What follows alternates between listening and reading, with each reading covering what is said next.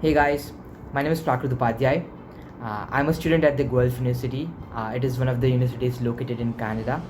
I have been studying coding since quite a long time, and I was very afraid in the beginning that I don't have the actual guts to write the program from the scratch, even though I know all the theories.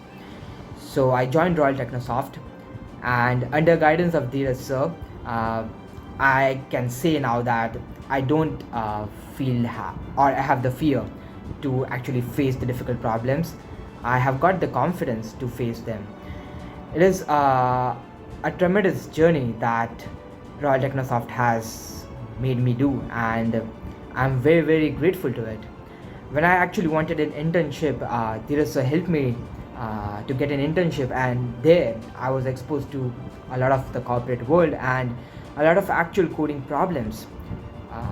And this has definitely helped me gain skill and gain perfect amount of exposure to the world.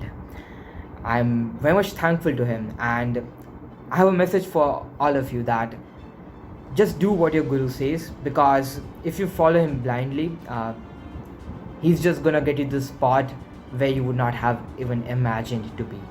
So just follow what your guru says, follow what Dhiraj sir says.